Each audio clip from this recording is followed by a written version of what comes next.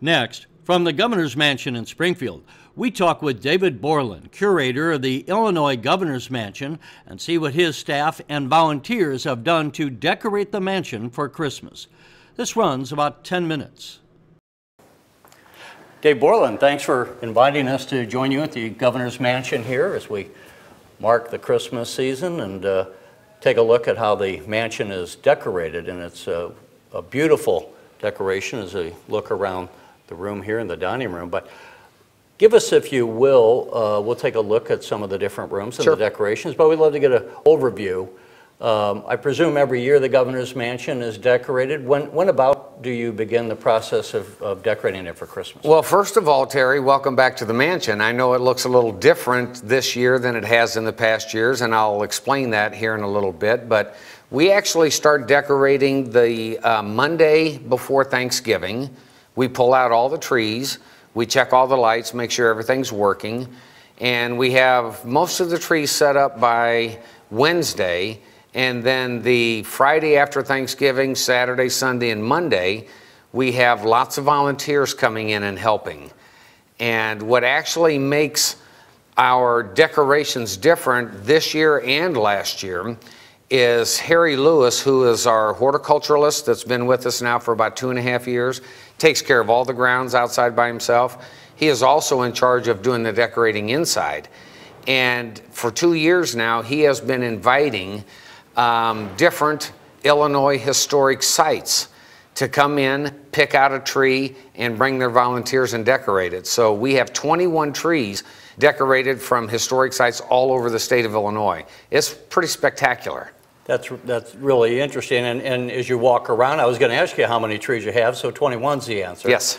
And the other thing, and as we came in, we noticed, which we can see here, some of the flowers on the mantle. And I actually had to go over and touch them to see if they were real or they're plastic. Right. And what is the answer? Well, Harry also is fully aware of the year-round use of the Governor's Mansion. So these are dried hydrangeas that come from our gardens that before they drop and die at the end of the year, he cuts them off, he dries them, and then he spray paints them to go with the different various color schemes that we have here. That's fantastic. You know, a lot of people, even in Illinois, may not know, as I understand it, our Governor's Mansion is the largest of all the Governor's Mansions. How many square feet is it in total? We have 50,000 square feet here, which indeed makes us the largest Governor's Mansion. The other thing is people probably don't appreciate that the mansion has a constant flow of parties and events held here, which you're overseeing, and so what kind of reactions do you get from the people who come and hold events here at this time of year? Well, you know, I try to explain to everybody that comes here that the Illinois Governor's Mansion, and indeed my staff, we have really three main purposes here. One, obviously, is to make this a residence for the governor. The other purpose we have is to open the museum to visitors, and we have about 60,000 visitors a year. Wow. And our third function is to allow the people of the state of Illinois to use the mansion. So we have about 250 events a year here. As we talked earlier, I had a luncheon today. We're getting ready for a reception tonight. We have a luncheon tomorrow, 2 events Friday, 3 events Saturday. So this is a very busy place. And to kind of put that in perspective just a little bit, the 250 events a year that we have here in the Illinois Governor's Mansion, that's more events than all of the events in all the other Governor's Mansions combined. My gosh. So nobody even comes close to what we do. We've joked, and I only say it half jokingly, Dave Bourland is the busiest man in Illinois, but you and your staff do quite a lot. Absolutely. So as a visitor comes in here, and for all those who haven't been or won't be able to come down at this time of year, let's give them a visual tour. One of the striking things is as you walk in on the lower level, you have the staircase. Tell us how that's decorated. Well, actually, that was a tree. That's our largest tree, and that's in the center foyer as you come in, and it's right in front of the elliptical staircase. The interesting thing there is that was a tree that was picked by the Abraham Lincoln Presidential Museum and Library.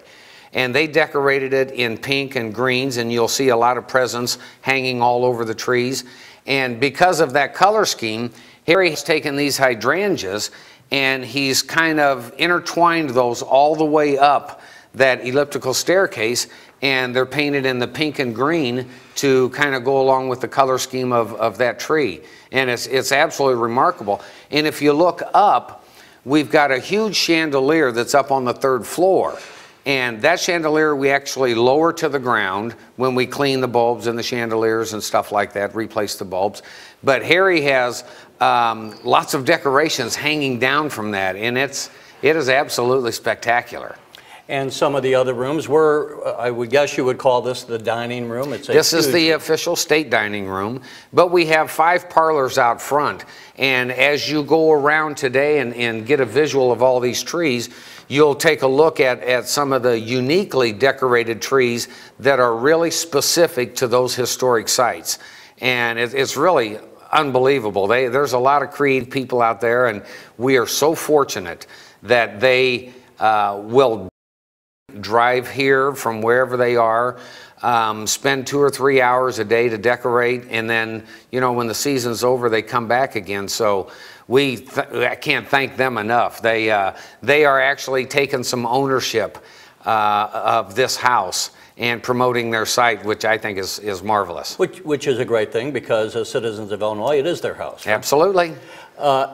Having volunteers come in, is that a new thing, or is that something that's gone on every year? This is our 2nd year now. Harry started this program last year. It was so successful that we even have different sites that are here this year, which is very nice.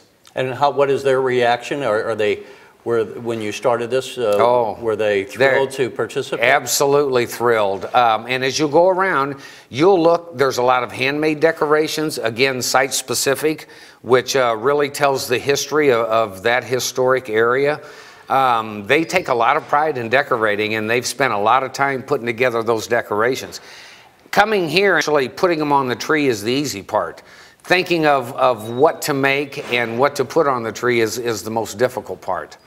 Now, Dave, we should point out for those who don't know, you've been with the mansion. You're the curator of the mansion. That's correct. You've been with the mansion for many years. When did you start? Oh, I'm one of the new guys. I've been here since '77. '77. So yes. You've seen quite a number of governors, Absolutely. Going back to Governor Yes. Thompson, I guess. What are some of the memories, or what's it like for the governor? And in certain cases, there is Governor Quinn is a single individual, Right. but other governors have had their wives and children. What is life like for the governor and his family as you look back over the years in the mansion at Christmas time? Well, you know, it's interesting because with Governor Thompson, when Samantha was born, they spent a lot of time here over the holidays.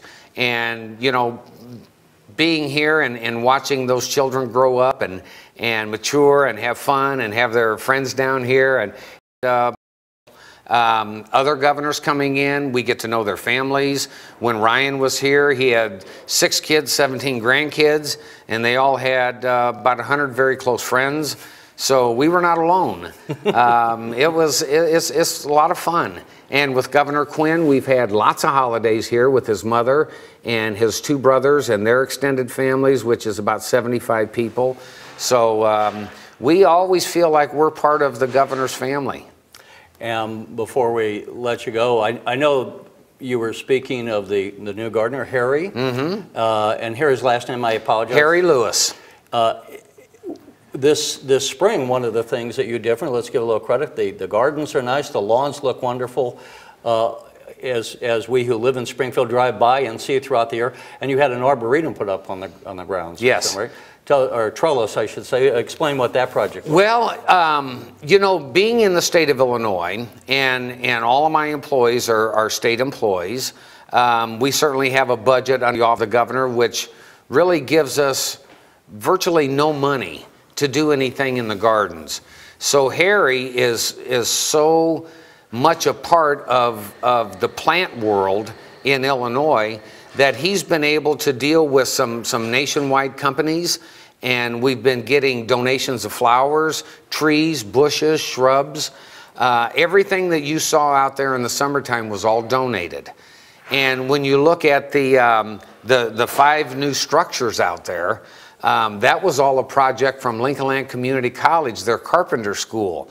They had a grant to do community projects, and that was all designed by Harry, and Lincoln Land built it and installed it.